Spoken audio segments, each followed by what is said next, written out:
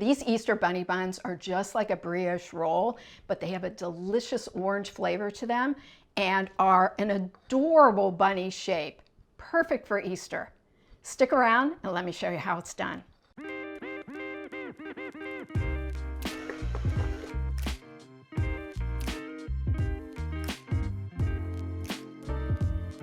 Hey, full disclosure here, this recipe is going to take you a little bit of time, but it is so worth it.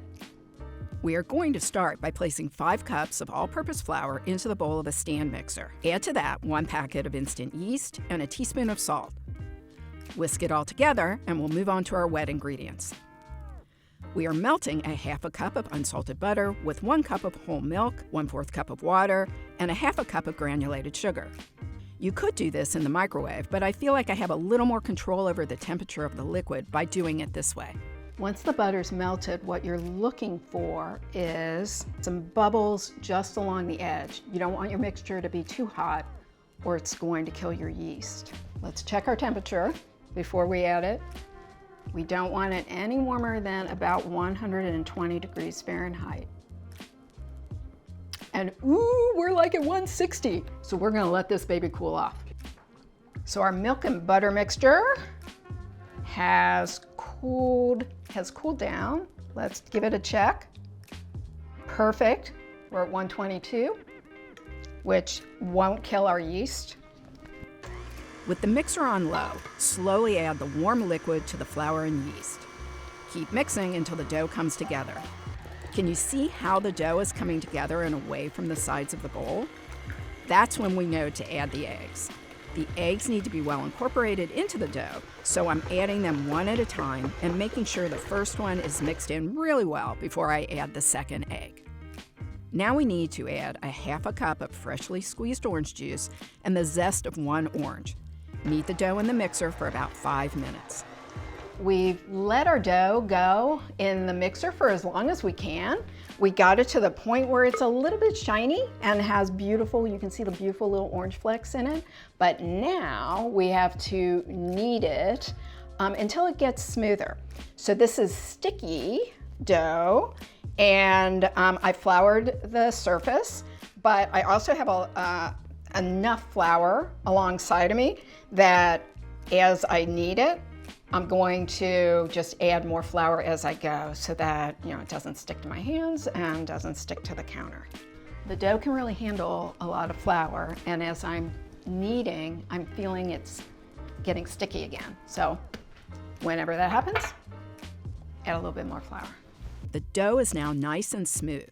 It's a little soft, but this helps the bunny buns turn out fluffy and light. Place the dough in a large bowl, sprayed with cooking spray, and cover with plastic wrap. One of the tricks that I use to get your dough to rise is I'm going to put this in the oven.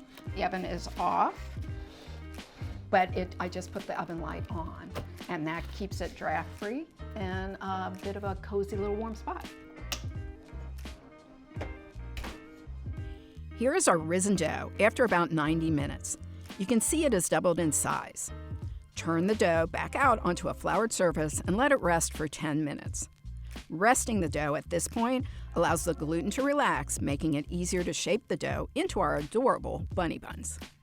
So now we're going to shape our bunny rolls. This can be a little challenging, but not to worry. You're going to get better the more you do. And if one bunny's a little lopsided, no worries. Just have fun with it. We need to portion out the dough into equal pieces. This is really easy to do if you have a bench scraper, but using a pizza cutter would work too. I'm measuring them out just so that they're more even, but hey, feel free to just eyeball them. To shape the bunny bun, start with a piece of the portioned dough and using your fingertips, roll it into a log that is about 8 inches long. Don't forget to leave your bunny tail to the side.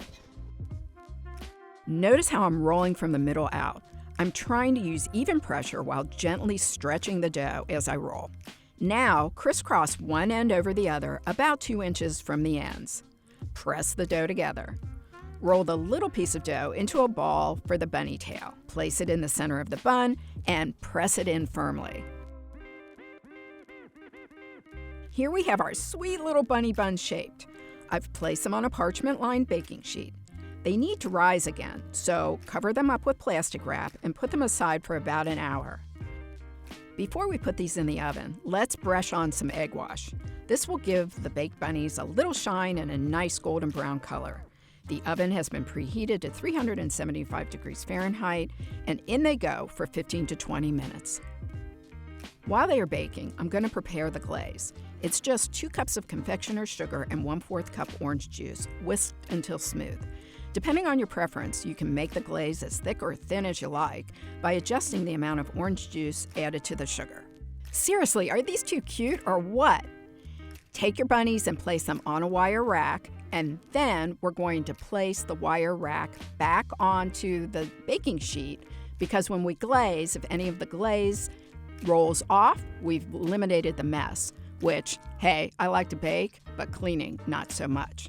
Brush the glaze over all of your bunnies. The glaze adds a wonderful orange citrusy flavor and gives another little hint of sweetness to our buns. So here they are, freshly glazed out of the oven. I'm going to give them a little taste.